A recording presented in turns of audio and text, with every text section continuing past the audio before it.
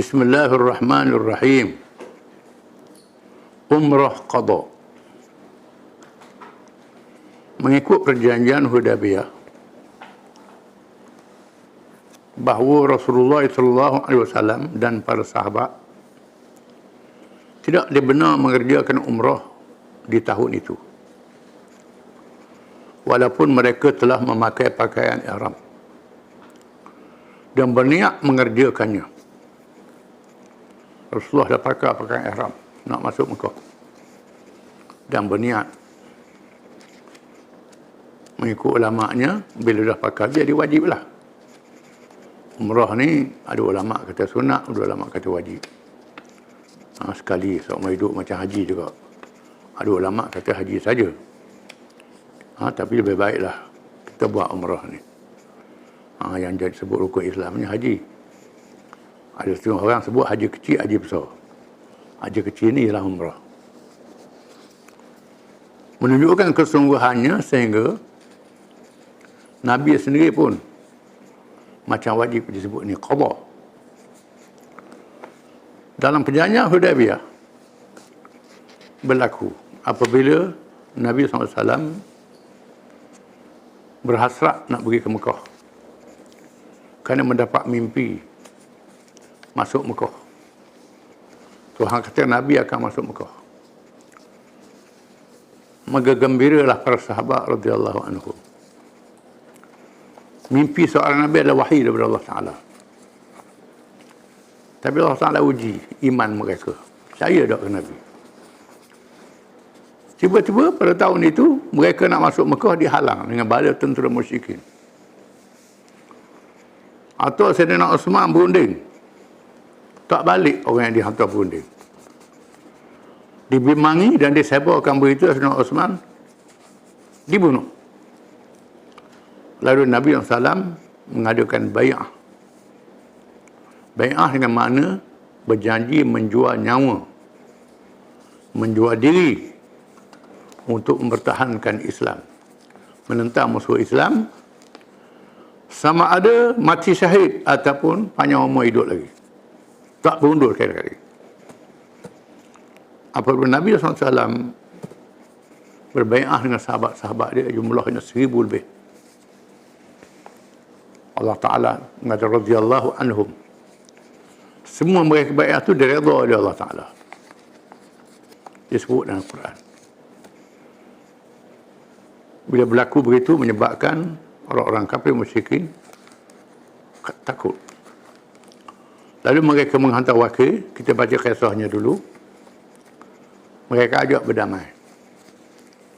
Mengikut Islam, perdamaian hendaklah didahulukan. Wa in janahu lis-salmi fajnah laha wa tawakkal 'ala Allah. Dan jika mereka itu, orang kafir itu cenderung pada damai, maka terima perdamaian dan bertawakal kepada Allah Ta'ala. Nak buat umrah ni macam mana? Pakaian ihram dah pakai. Nabi terima perdamaian. Bila dimeteraikan perjanjian, antara ditulis dalam perjanjian itu, mereka tak dibenarkan mengerjakan umrah pada tahun ini. Sudah. Jadi ujian. Menyebabkan para sahabat sangat marah dengan perjanjian ini. Tapi Nabi menerima perjanjian ini. Kerana Nabi mempunyai pandangan politik yang jauh. Walaupun mereka telah memakai pakaian ihram dan berniat mengerjakannya oleh Rasulullah SAW, telah mengambil keputusan menghentikan umrah secara tahallul hisar yang ditetapkan oleh Allah, oleh Al-Quran. Tuhan turunkan ayat. Fa in uhsirtum famastaysara minal hadi. Surah Al-Baqarah ayat 196. Jadi hukum. Maka sekiranya kamu dikepung dan dihalang daripada menyempurnakan ketika kamu telah berihram, maka kamu boleh bertahallul, menghalalkan diri, bertahallul. Sembelihlah binatang yang mudah didapati. Jadi hukum. Bila kita pergi umrah, haji pun sama juga. Sudah pakai pakaian ihram, tiba-tiba berlaku peperangan. Berlaku tersekat di tengah jalan. Tak boleh pakai, tak boleh buang begitu saja. Ada hukum. Tuhan kata mesti bertahallul. Bertahallul ialah gunting rambut ataupun cukur kepala, sembelih binatang, ternakan. Tahallul. Keputusan Rasulullah SAW bertahallul dan membatalkan umrah adalah mengambil kira kepentingan dan strategi politik. Langkah ini ialah strategi politik. Syarat perjanjian Hudaybiyah yang dipersetujui itu secara langsungnya telah memberi pengiktirafan kepada negara Islam oleh pihak musuh. Maka pelaksanaan wajiblah didahulukan daripada ibadat umrah. Ini politik. Politik dulu ni. Dari segi politiknya, bila orang kafir Quraisy menerima perjanjian Hudaybiyah, bermakna mereka mengiktiraf negara Islam Madinah sebuah negara yang sah. Perjanjian sah. Terima dulu ini. Tangguh dulu umrah. Ni kena faham ni. Betapa politik sebahagian pada ajaran Islam. Sehingga dia tangguhkan umrah. Keputusan Rasulullah SAW yang bijaksana dan berpandangan jauh ini tidak dipahami oleh kebanyakan para sahabat radhiyallahu anhum di mereka awalnya. Bukan sahabat saja, orang sekarang lagi tak faham lah sekarang ni. Namun pada akhirnya barulah mereka sedari betapa perlunya perjanjian Hudaybiyah. Sehingga ditangguhkan umrah. Tangguh umrah, buat perjanjian dulu. Untuk menerima pengiktirafan Madinah sebuah negara yang sah. Padahal mereka telah memakai ihram dan terpaksa bertahallul dengan menyembelih binatang ternakan dan bercukur atau bergunting rambut kepala. Terpaksa buat begitu. Ada orang kata, tidakkah musuh ni menipu? Disebut sebab tu, wa in yuridu an yakhda'uka fa inna hasbakallah.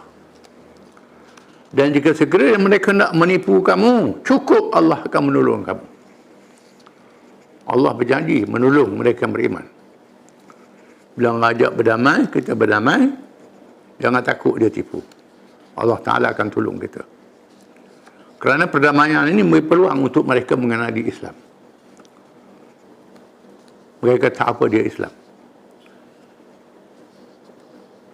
Dengan tidak memahami, banyak orang tidak memahami, menegakkan negara Islam merupakan perkara yang sangat penting dalam ajaran Islam. Merupakan fahaman yang sedang melanda umat Islam di akhir zaman ini. Mereka melahirkan kejahilan ini sehingga secara disedari atau tidak telah merelakan umat Islam dijajah oleh berbagai-bagai teori, ideologi, undang-undang dan peraturan. Kesemua itu adalah begitu asing daripada hukum Allah yang telah dinaskan di dalam kitab Allah dan sunnah Rasulullah SAW. Mereka tak sedar bagaimana bila tak ada negara Islam, banyak hukum Allah ditinggalkan. Ini tinggal umrah saja aja. Tapi banyak orang dia tak faham. Dia anggap umrah lah, tak apalah. Kalau musim pilihan raya, umrah dulu, haji dulu, pilihan raya negerian. Padahal pilihan raya ni adalah politik untuk menegakkan negara. Ini kena faham ni. Ini satu ujian yang sangat besar kepada umat Islam. Zaman Nabi pun orang Islam diuji, zaman sekarang petah lagi. Apa yang anehnya, dalam masa yang sama kita dapati ramai begitu ghairah dan terlalu kerap mengerjakan haji dan umrah yang sunat. Setengah tu haji sunat pula, bukan haji wajib. Kalau ni wajib ini, Nabi buat tinggal ni. Kita ni haji sunat, duduk kerja kau sunat, tinggal wajib. Mereka tidak kisah untuk meninggalkan kewajipan mempertahankan Islam dan menentang ideologi dan berbagai-bagai undang-undang dan ajaran rekaan manusia yang jelas meminggirkan hukum Allah seperti yang dinaskan dalam Al-Quran dan hadis Nabi sallallahu alaihi wasallam. Mereka tak berani duduk kerja ke umrah sunat ni. Berapa kali dah buat? 100 kali. Berapa kali dah buat? Duduk bilang. Bangga pula sama sendiri. Tak sedar. Mereka tidak berjuang untuk mengharamkan maksiat yang nyata seperti arak, judi, riba.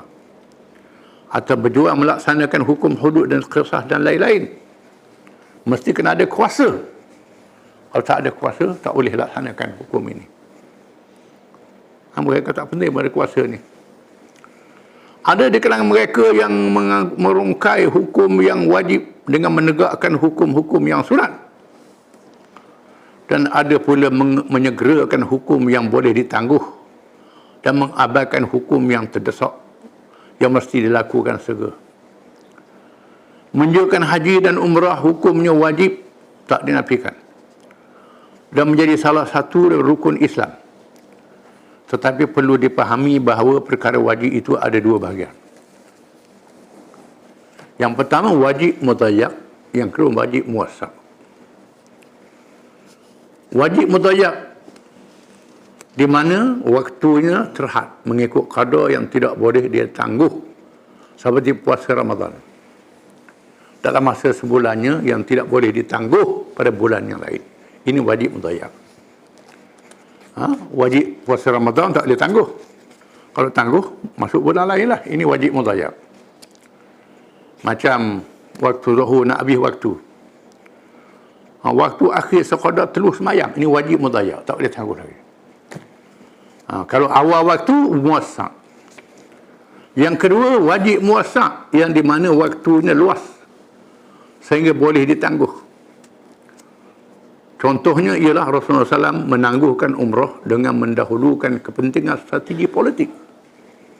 Seperti yang telah dipelajari daripada peristiwa Hudaybiyah.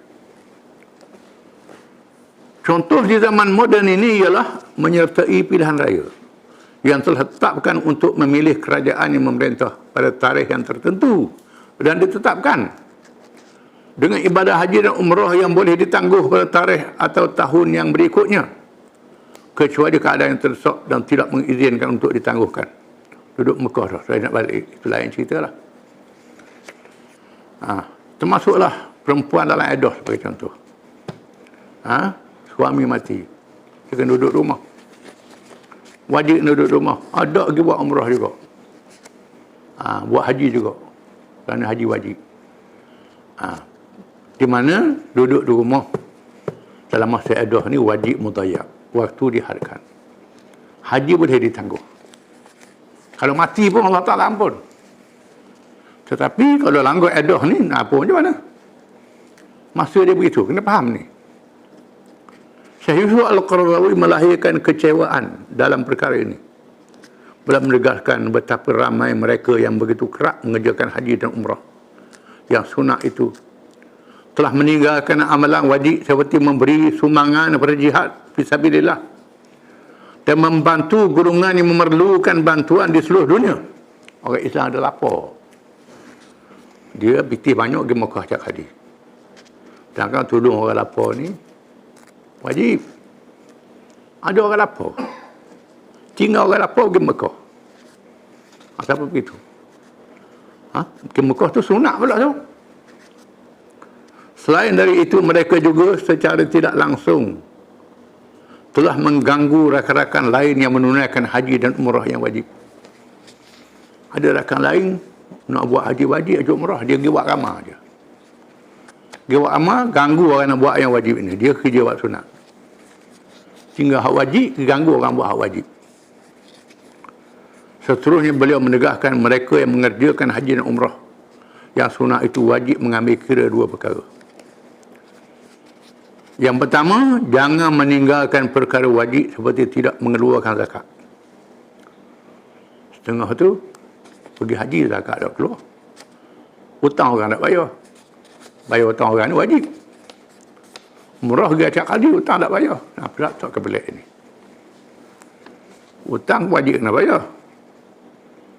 Umrah sunat je. Maka haji dan umrah sunatnya sia-sia. Begitu juga tidak membayar hutang yang wajib dibayar. Dua, jangan mengerjakan perkara haram seperti mengganggu dan menghalang mereka yang menunaikan haji yang wajib. Seperti haji kali pertama, dengan bersosok memenuhkan Mekah sehingga mengganggu dan menyukarkan mereka yang menunaikan haji dan umrah yang wajib. Kerana kita pergi ramai-ramai. Kecuali kita buat belaka. Hak wajib kita buat, sunat kita buat. Itu lain cerita lah. Ni kita buat sunat, tinggal wajib. Seterusnya, beliau menegaskan bahawa adalah lebih afdal dan berlipat kali ganda pahalanya kepada mereka yang berdema jihad dan dakwah yang menyebarkan Islam, menegak dan mempertahankannya serta menentang berbagai golongan yang menganut fahaman sekularisme yang menghalang Islam sekarang ini. Allah Ta'ala berfirman, aja'altum siqayatal hajj wa imaratal masjidil haram kaman amana billahi wa yawmil akhir wa jahada fi sabilillah la yastawuna 'inda Allah wallahu la yahdi al-qawma adh-dhalimin. Maksudnya surah At-Taubah ayat 19. Adakah kamu sifatkan hanya perbuatan memberi minum kepada orang-orang yang mengerjakan haji dan hanya amalan memakmurkan Masjidil Haram sama seperti orang yang beriman kepada Allah dan hari akhirat serta berjihad pada jalan Allah? Sebenarnya mereka tidak sama di sisi Allah dan Allah tidak memberi hidayah pada orang-orang yang zalim. Sebab tu ayat ni sama Nabi. Kerana mereka-mereka yang duduk di Mekah tak masuk Islam, kerjanya menolong orang yang haji, datang haji masa zaman dia kafir. Masa tu orang kafir boleh ke Mekah lagi, buat haji juga, boleh minum orang haji. Dalam masa yang sama mereka lawan Islam. Tuhan kata apa guna mu ingat kamu lebihlah sebab we minum orang haji memakmurkan Masjid Haram. Masjid Haram ni satu ribu daripada masjid lain, tetapi kamu lawan Islam. Pada pandangan kita adalah lebih wajar jika perimbangan dilakukan dalam menunaikan kedua-dua kewajipan tadi. Kita tidak menghalang mereka untuk menunaikan haji atau umrah untuk beberapa kali kiranya ia mampu berbuat demikian, dengan syarat dalam masa yang sama ia tetap menunaikan tugasnya terhadap perjuangan Islam dan berjihad. Inilah yang dinamakan fiqhul awlawiyat, iaitu memahami keutamaan di kalangan amalan agama. Tengok mana keutamaan. Rasulullah SAW mengarahkan para sahabat yang terlibat dengan perjanjian Hudaybiyah supaya mengqadhakan umrah mereka pada bulan Zulqa'dah tahun ke-7 Hijrah. Dengan baginda Rasulullah SAW sendiri mengepalainya. Semua mereka yang menyertai Hudaybiyah telah menyertai umrah qadha ini, kecuali yang gugur syahid di medan jihad fisabilillah. Ada yang mati syahid tak ada qadha, diampun oleh Allah Ta'ala, dapat pahala jihad, tak apalah. Jumlah mereka yang menyertai umrah ini dianggarkan 2,000 orang selain daripada wanita dan kanak-kanak. Semasa peninggalan baginda pentadbiran Madinah telah ditugaskan kepada Uwaif Al-Ghifari radhiyallahu anhu. Perjalanan umrah ini bersama 60 ekor unta telah ditugaskan kepada Najiyah bin Jundab Al-Aslami radhiyallahu anhu sebagai pengarahnya. Mereka berihram di Dzul Hulaifah. Rasulullah SAW melafazkan talbiyah dan diikuti oleh anggota rombongan labbaik Allahumma labbaik. Baik pakai ihram. Khudhu anni manasikakum, ambillah cara ibadah haji aku. Dan masa yang sama mereka belajar buat haji pada Nabi SAW saya langsung. Mereka keluar dengan bersenjata lengkap, bawa senjata untuk berperang, kerana dibimbang berlakunya pengkhianatan oleh pihak musyrikin Quraisy.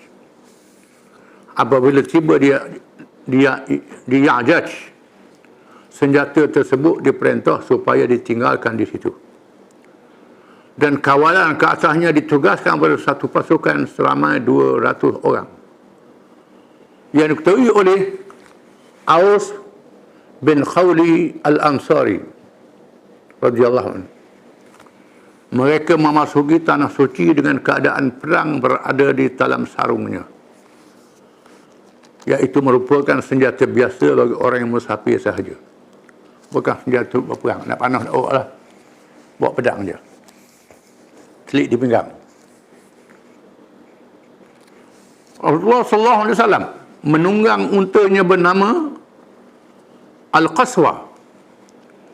Al-Qaswa dengan diiringi oleh para sahabat radhiyallahu anhum dan melaungkan talbiyah labbaik Allahumma labbaik labbaik la syarika lak innal hamda la syarika lak. Orang-orang musyrikin di kalangan penduduk Mekah berkumpul di bukit Qayqa'an di utara Mekah untuk memerhati rombongan umat Islam yang berumrah itu. Mereka berbual dengan mempersendakan bahawa rombongan Rasulullah SAW itu membawa penyakit wabak demam dari Yathrib. Buat senda-senda buat ni bawa penyakit biasa. Madinah ni ada wabak. Jadi Nabi Muhammad dengan sahabat bawa penyakit kata mereka. Mendengar bila itu Rasulullah SAW telah mengarahkan para sahabat supaya berlari perlahan ketika tawaf 3 pusingan dan berjalan di antara 2 penjuru Kaabah. Nabi suruh sahabat tawaf dalam keadaan berlari ucap lain, menandakan mereka cergas. Dia kata demam sangat, tunjuk cergas, tunjuk kuat. Iaitu rukun Yamani dan Hajar Aswad itu berjalan. Baginda tidak melarang para sahabat untuk berlari di semua pusingan. Matlamat baginda ialah untuk menunjukkan kekuatan di hadapan musuh. Mereka juga disuruh ittiba'. Ittiba' iaitu mendedahkan bahu kanan. Waktu tubik bahu kanan. Dan meletakkan kain ihram di atas bahu kiri. Tunjuk hebat ni, tunjuk kekuatan. Umrah qada Rasulullah SAW ini bukan sahaja menunjukkan cara beribadah, tetapi dalam ibadah itu ditonjolkan unsur politik. Ada unsur politik. Tunjuk kuat. Semangat, disiplin dan kekuatan di hadapan musuh agar memergerunkan mereka. Di samping itu, umat Islam diarah wajib mempunyai kecergasan. Jangan menjadi umat yang lemah.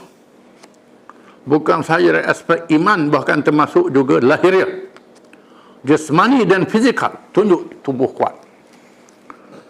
Laungan talbiyah pula menegakkan syiar tauhid dan menolak syirik yang diucapkan oleh orang-orang musyrikin ketika mereka melakukan umrah dan haji.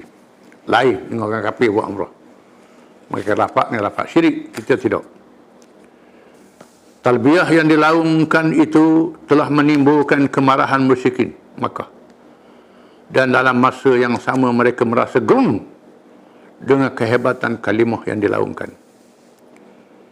Pemimpin dan pengikut syirik di Mekah amat terasa. Laungan tadi menikam lubuk hati mereka. Kini suara tauhid sudah berkumandang mengatasi seruan syirik di bumi Mekah sebelum ini. Mereka melaungkan labbaik Allahumma labbaik labbaik la syarika lak labbaik innal hamda wan ni'mata lak wal mulk la syarika lak. Ya wahai Tuhanku, ya tiada sekutu bagimu. Ya wahai Tuhanku, sesungguhnya segala kepujian, nikmat dan pemerintahan menjadi milikmu sahaja. Tiada sekutu bagimu. Itu makna tarbiyah. Setelah sekian lama seruan syirik mengotari tanah suci Mekah, kota yang dirasmikan penubuhannya oleh Nabi Ibrahim AS, bapa para anbiya alaihimussalam, ini kembali bermula suara tauhid yang kudus, yang suci, memecah pendengaran telinga yang pekak, mata hati yang buta, kecuali mereka yang dihitamkan hati-hatinya. penglihatan dan telinganya terkunci dengan kekufuran yang berkarat tebal.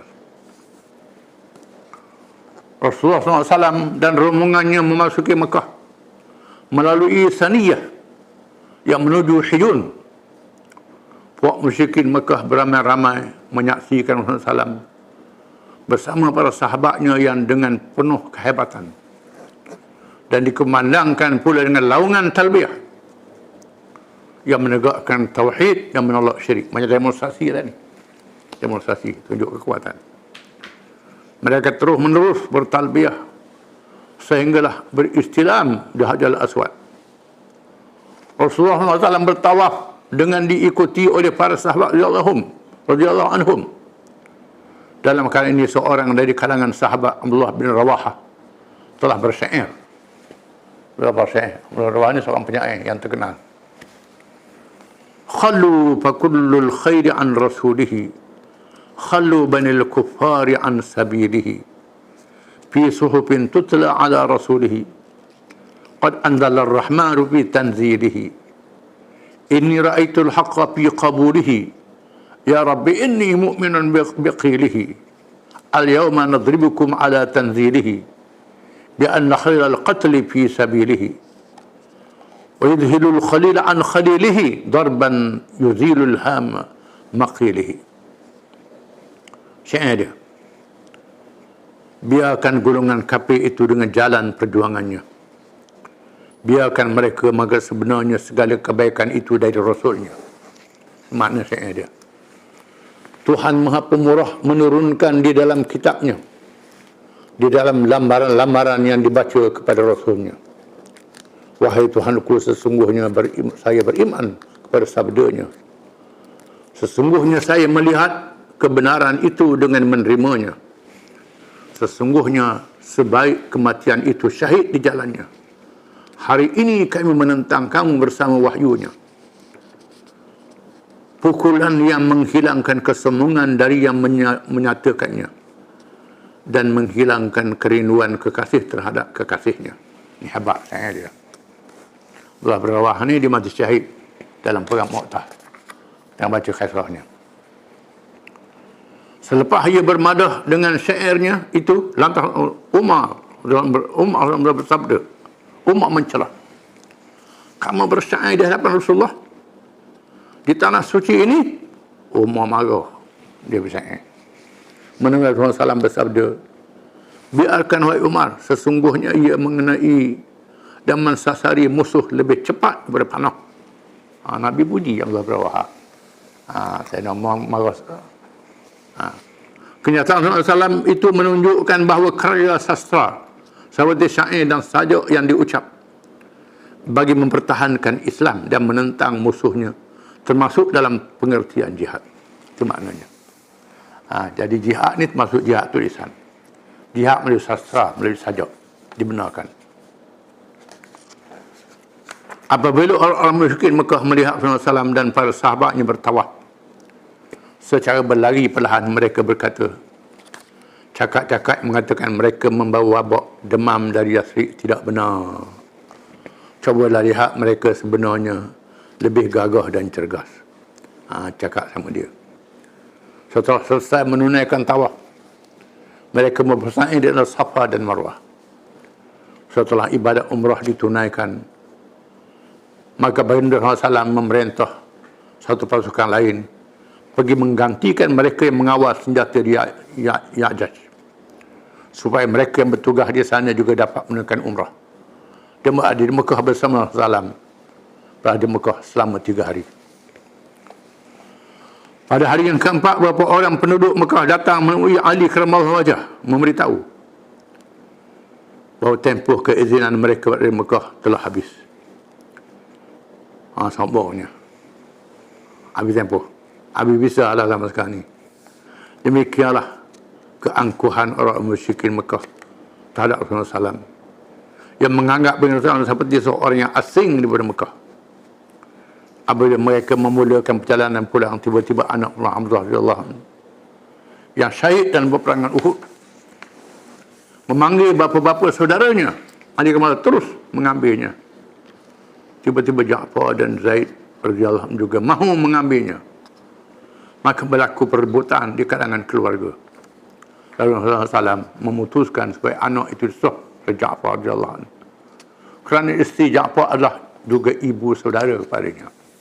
Boleh ke Ja'far, berebut nak ambil anak saudara. Peristiwa ini dikenali dengan umrah qadha. Bermakna gantian, kerana menggantikan umrah yang dihalang dalam peristiwa Hudaybiyah, atau dengan makna penyelesaian. Kerana qadha juga bermakna penyelesaian, bersempena dengan penyelesaian Hudaybiyah. Selepas pulang daripada umrah qadha, beberapa operasi ketenteraan secara kecil-kecilan telah dilancarkan terhadap beberapa kumpulan musuh di kalangan kabilah Arab yang masih berleluasa membuat negara Islam dan dakwah. Wallahu a'lam.